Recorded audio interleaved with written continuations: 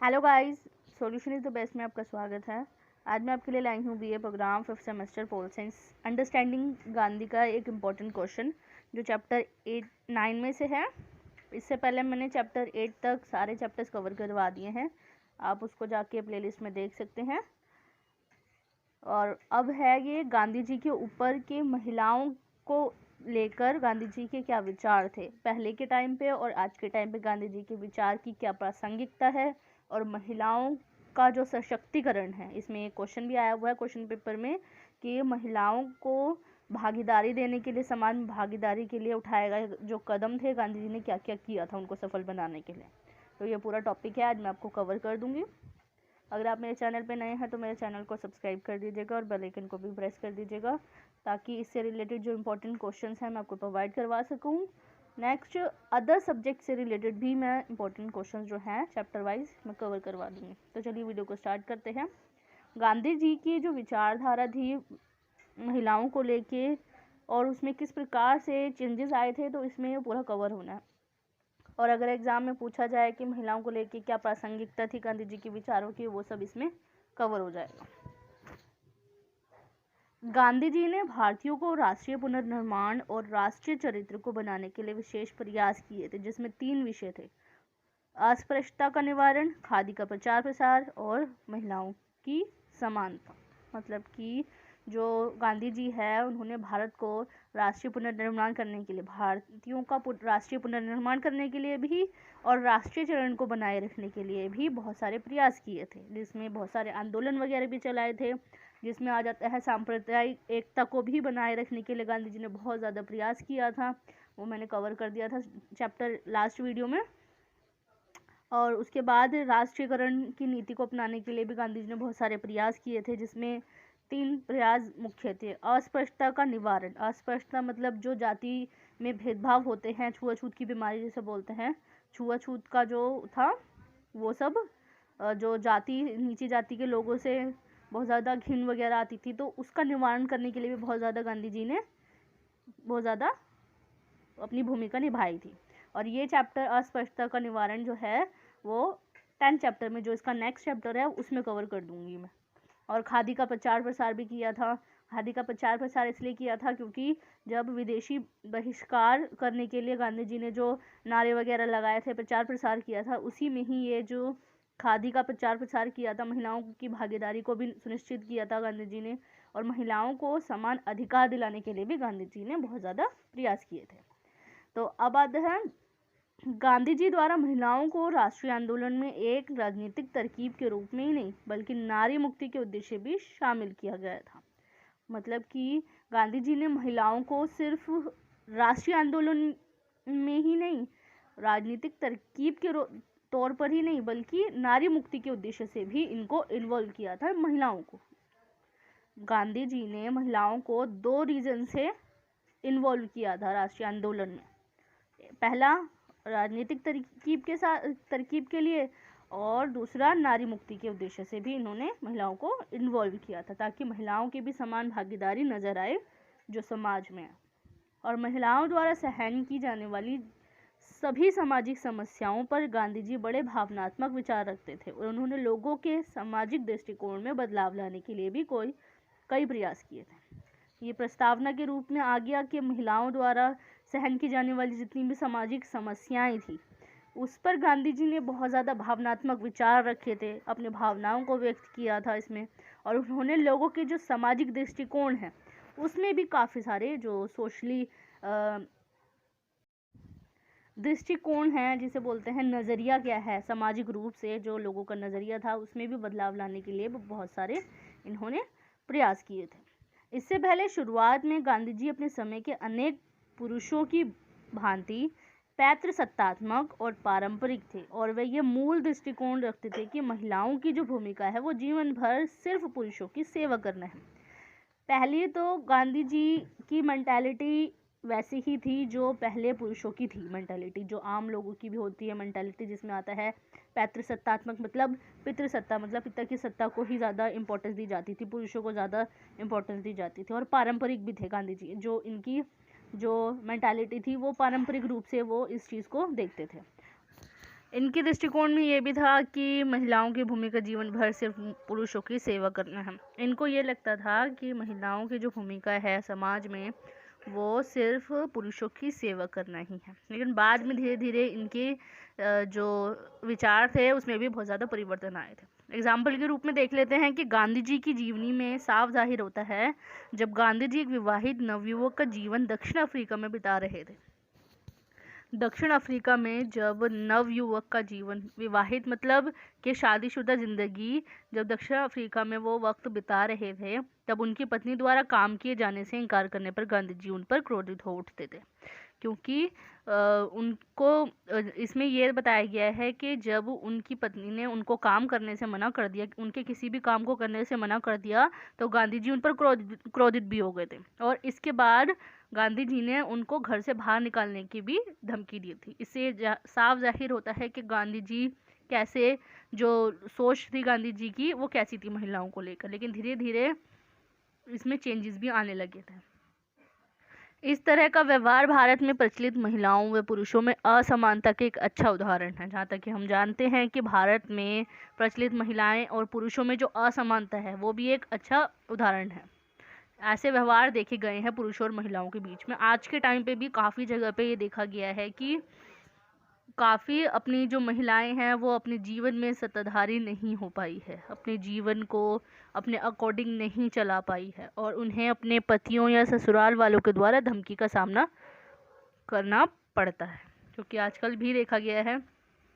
पहले उस टाइम पे जब ब्रिटिशों को हुकूमत थी उस टाइम पे भी समाज में बहुत ज़्यादा इसके बीच में पार्शलिटी करी जाती थी, लेकिन अब कुछ हद तक ठीक भी हुआ है, मगर अभी भी कुछ एरिया में ऐसा देखा गया है कि महिलाओं को आज भी ससुराल वालों के द्वारा धमकी दी जाने की नज़र आते हैं। ऐसे केसेस भी काफ़ी देखे जाते हैं। और आधुनिक युग में नारीवादी गांधी जी पर यह आरोप लगाते हैं कि वह पारंपरिक हिंदू सोच को मान्यता देते थे और महिलाओं की निर्भरता पर आधारित परिस्थितियों का विरोध नहीं करते थे। आधुनिक युग में जो नारीवादी थे, नारीवादी वह लोग होते हैं जो महिलाओं को समाज में पूर्ण भागीदारी देने के लिए सपोर्ट करते हैं। नारीवादी लोगों ने जो महिलाओं को सपोर्ट किया, महिलाओं को पूर्ण भागीदारी दिलाई समाज में, उनको नारीवादी कहा जाता था। नारीवाद को ज़्यादा प्रमोट करने के लिए जो गांधी जी है उन्होंने, जो नारीवादी हैं उन्होंने गांधी जी पर भी यही आरोप लगाया था कि वो जो पारंपरिक हिंदू है, जो परंपराओं को मानकर, जो हिंदू लोग जो परंपराओं को मानते हैं उनकी सोच को मान्यता देते थे और महिलाओं की जो निर्भरता पर आधारित जो परिस्थितियां हैं, जो वो दूसरों पर महिलाएं जो डिपेंड होकर रह रही थी उनका विरोध नहीं करते थे। ये आलोचकों का कहना है। आलोचकों में कौन आता है? नारीवादी लोग। नारीवादियों का कहना ये है कि गांधी जी महिलाओं की जो स्थिति होती थी, महिलाओं की, उन पर कोई भी ध्यान नहीं देते थे। गांधी जी किसी भी प्रकार का कोई ध्यान नहीं देते थे और उनका मानना ये भी था कि गांधी जी महिलाओं को राष्ट्रीय राजनीति के संदर्भ में हमेशा द्वितीय स्थान पर ही रखते थे। उनका भी ये मानना था कि गांधी जी जो है वो महिलाओं को द्वितीय स्थान पर रखते थे। सामाजिक रूप में से देखा जाए, राजनीति के संदर्भ में भी देखा जाए तो वो हमेशा दूसरे स्थान पर ही रहती थी, मतलब कि पुरुषों को ज़्यादा इम्पोर्टेंस देते थे। धीरे धीरे गांधी जी की विचारधारा में बदलाव आया। जैसा कि हम जानते हैं कि गांधी जी प्रगतिशील और सुधारवादी थे, क्योंकि काफ़ी सारे जिन्होंने, जो गांधी जी हैं उन्होंने बहुत सारे आंदोलन करे, समाज के कल्याण के लिए बहुत ज़्यादा कार्य किए। इसके हिसाब से हम गांधी जी के बारे में हम ये जान सकते हैं कि वो प्रगतिशील थे, हमेशा चीज़ों में परिवर्तन करने में लगे रहते थे और सुधारवादी भी थे कि वो चीज़ों में सुधार करने में लगे रहते थे, नई नई चीज़ों को लाने में लगे रहते थे ताकि समाज का कल्याण हो सके। इसलिए समय के अनुसार वे यह महसूस करने लगे थे कि समाज में महिलाओं की जो भागीदारी वो आवश्यक है। धीरे धीरे उनकी मेंटालिटी जो थी वो चेंज होती है नज़र आने लगी थी।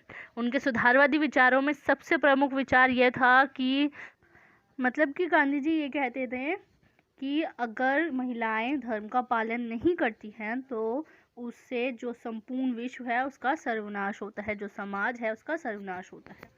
इसलिए गांधी जी ने महिलाओं को वो अपने धर्म के आधार पर धर्म का पालन करके समाज में भागीदारी लेने के लिए प्रेरित किया था। परंतु गांधी जी ये बात बार बार दोहराते थे कि किसी भी परिस्थिति में पुरुषों द्वारा महिलाओं को दास समझना धर्म नहीं माना जा सकता, और उनके अनुसार यही भारत के राष्ट्रीय चरित्र में सबसे बड़ी कमजोरी है। गांधी जी ने यह भी कहा कि गांधी जी पहले तो महिलाओं को बोल रहे थे कि धर्म का पालन करके ही समाज में भागीदारी बने, मगर गांधी जी बार बार एक ही बात दोहराते थे कि कोई भी परिस्थिति हो उसमें पुरुष महिलाओं को दास नहीं समझ सकते, दास समझना धर्म नहीं माना जा सकता। और उनके अनुसार ये भी कहा गया है कि ये सबसे बड़ी कमजोरी है राष्ट्रीय चरित्र में, और जो अगर पुरुष महिलाओं को दास समझ के रखता है तो ये सबसे बड़ी कमजोरी कहलाएगी राष्ट्रीय चरित्र में। वह लोगों को ये बात के लिए जागरूक करते थे कि महिलाएं पुरुषों की साथी है और उन्हें समान बौद्धिक क्षमता हासिल है। महिलाओं को पुरुषों के प्रत्येक कार्य में भागीदारी करने का अधिकार है और महिलाओं को पुरुषों के समान आज़ादी और स्वतंत्रता है। मतलब कि गांधी जी ने निरंतर जागरूक करने के लिए महिलाओं को पुरुषों की साथी है, मतलब कि उन्होंने ये बात बोली कि जागरूक करा कि महिलाएं पुरुषों की साथी है और उनका जो बौद्धिक समानता है वो समान अधिकार उनको मिले, और महिलाओं को जो पुरुषों के हर कार्य में भागीदारी करने का अधिकार हो, और जो महिलाएं हैं वो पुरुषों के समान आज़ादी और स्वतंत्रता उन्हें प्राप्त हो। परंतु गांधी जी की आदर्श महिला वर्तमान आधुनिक महिला की भांति नहीं थी। जो गांधी जी की जो आदर्श महिला थी, गांधी जी ने जिस आदर्श महिला के बारे में बताया है तो उनके अनुसार ये कहा गया है कि वर्तमान आधुनिक महिला की भांति नहीं थी। जो करंटली जो महिला थी उसी की तरह नहीं थी, जो पारंपरिक, सामाजिक, आर्थिक और शारीरिक सभी बंधनों से मुक्त हो, जिसे गर्भ निरोधक प्रयोग करने की सुविधा, तलाक का अधिकार और आर्थिक स्वतंत्रता प्राप्त हो। मतलब गांधी जी की नज़र में आदर्श महिलाएं वो नहीं है जो गर्भ निरोधक का प्रयोग करे या तलाक का अधिकार जिसको हो या आर्थिक स्वतंत्रता हम प्राप्त हो उन्हें, बल्कि गांधी जी की नज़रों में आदर्श महिला वो थी जो धर्म का पालन करती हो। उनको 20वीं सदी के अंत में नारीवादी विचारधारा कभी नहीं भाती। मतलब जो 20वीं सदी के अंत में जो नारीवादी विचारधारा प्रचलित हुई थी, इसमें मैंने बताया कि नारीवादी जो नारियों को समाज में भागीदारी दिलाने के लिए जो भूमिका निभाते थे उन्हें नारीवादी कहते थे। उनके ये विचार थे कि महिलाओं को हर बंधन से मुक्त करना, जिसमें पुरुषों से प्रतिस्पर्धा की बात कही गई थी। मतलब कि पुरुषों की तरह ही वो कंपटीशन करे महिलाएं जो हैं, और उन जो महिलाएं हैं उनको हर बंधन से आज़ाद करना नारीवादियों का ये विचार था। मगर गांधी जी इन सब के अपोजिट थे। वह तो खुले तौर पर ये कहते थे कि महिलाओं को अपने अधिकारों की मांग के साथ साथ अपने आदर्श दायित्वों को भी नहीं भूलना चाहिए। मतलब कि गांधी जी इनके बिल्कुल अपोजिट थे, क्योंकि नारीवादियों का ये विचार था कि महिलाएं हर बंधन से आज़ाद हो, चाहे शारीरिक रूप से, चाहे सामाजिक रूप से, चाहे पारंपरिक रूप से, जितने भी बंधन हैं उन सब से आज़ाद हो। मगर गांधी जी इन सब के अपोजिट थे। मगर गांधी जी ये चाहते थे कि वो ये कहते थे कि जो महिलाएं हैं वो अपने अधिकारों की मांग तो करें, मगर साथ ही साथ जो अपने आदर्श हैं उनको भी ना भूलें, उनको भी ध्यान में रखकर जो संघर्ष है वो करें। गांधी जी इस बात को भी समझते थे कि अगर महिलाओं को संघर्ष करने के लिए शामिल किया जाए तो आगे आने वाली जो पीढ़ी है वो स्वराज की परिभाषा से परिचित होगी, क्योंकि गांधी जी ने इस बात को भी जाना था कि स्वराज के लिए जो संघर्ष हो रहे थे उनमें महिलाओं की भागीदारी आवश्यक है, क्योंकि वो ये समझते थे कि अगर महिलाएं इसमें शामिल होंगी तो आगे आने वाली जो पीढ़ी हैं वो स्वराज की परिभाषा जो है स्वराज को समझेंगी, उससे परिचित होंगी, उसकी परिभाषा को समझेंगे वो आगे आने वाली जो पीढ़ी है। और गांधी जी अनेकों सामाजिक बुराइयों जैसे बाल विवाह, दहेज प्रथा, भ्रूण हत्या और विधवाओं के साथ हो रहे क्रूर व्यवहार के निवारण के लिए अपनी पूरी शक्ति लगा दी थी। गांधी जी का जहाँ तक कि हम जानते हैं कि जो सामाजिक रूप से जो बुराइयां हैं, जिसमें आ गया बाल विवाह, दहेज प्रथा वगैरह, भ्रूण हत्या हो गया, विधवाओं के साथ हो रहे जो व्यवहार हैं, क्रूर व्यवहार मतलब कि बुरे व्यवहार उनके साथ जो किया जा रहा है, उनसे छुटकारा दिलाने के लिए उन्होंने अपनी पूरी शक्ति लगा दी थी। बहुत ज़्यादा इन्होंने प्रयास किया था तथा इनका प्रचार प्रसार भी करते रहे थे। और वे महिलाओं को अपनी पारंपरिक व सामाजिक बाधाओं को तोड़कर सार्वजनिक कार्यों में भाग लेने के लिए प्रोत्साहित करते रहे। मतलब कि वो ये चाहते थे, उन्होंने महिलाओं को इस बात के लिए प्रेरित किया कि जो सामाजिक जो बाधाएं हैं उन सब को तोड़कर वो जो सार्वजनिक कार्य हैं उसमें भाग ले। और गांधी जी की इसमें विशेष भूमिका ये रही थी कि वे अपने तर्क को भारतीय और हिंदू मूल्यों के ढांचे में रखते थे। भारतीय और हिंदू मूल्यों के ढांचे में मतलब कि वो उन्होंने किसी आधुनिक सभ्यता को ना अपनाकर जो हिंदुओं में जो परंपरा लागू की गई थी उसी बिहाफ पे, और जो भारतीय रूप से उसी ढांचे में भारतीयों में जो परंपरा थी, जो आदर्श वगैरह थे, जो उनके धर्म था उनका, उसी के अकॉर्डिंग जो उनकी जो मेंटालिटी थी उन्होंने अपने विचार को ढाला और महिलाओं में जागरूकता फैलाई। और इसी कारणवश उन पर कभी भी ये आरोप नहीं लगा कि पारंपरिक मूल्यों को मिटाकर पाश्चात्य प्रभावों को ला रहे हैं, क्योंकि उन्होंने हमेशा हिंदू मूल्यों को सबसे ज़्यादा इम्पोर्टेंट समझा था। इसीलिए उन पर इस प्रकार का कोई भी आरोप नहीं लगा कि जो परंपरावादी जो लोग वो हैं, मूल्य पारंपरिक रूप से जो चलाया जा रहा है देश में, परंपराएं वगैरह हैं, उसी को मिटाकर पाश्चात्य प्रभाव मतलब जो ब्रिटिशों का यूरोपीय जो प्रभाव है, जो पश्चिमी सभ्यता का प्रभाव है, उसको ला रहे हैं। ऐसा कोई इन पर इल्ज़ाम ही नहीं लगा, इन पर कोई ब्लेम ही नहीं लगा था। तो थोड़ा सा ये आखिरी में प्रस्तावना के रूप में भी लिख सकते हैं। तो मैंने ये पूरा टॉपिक इसमें कवर कर दिया, जिसमें यह टॉपिक आ सकता है कि महिला सशक्तिकरण के लिए गांधी जी ने क्या योगदान किया था और क्या क्या उपाय किए थे महिलाओं को समाज में भागीदारी लाने के लिए, और आज तक मतलब इनकी जो विचारधारा है कहाँ तक प्रासंगिक है, मतलब ये सब इसमें बताना है। आप अपना थोड़ा सा इसमें एक्सप्लेन कर सकते हैं। इसमें मैंने पूरा कंप्लीट इसमें कवर कर दिया है chapter. And thanks for watching my video.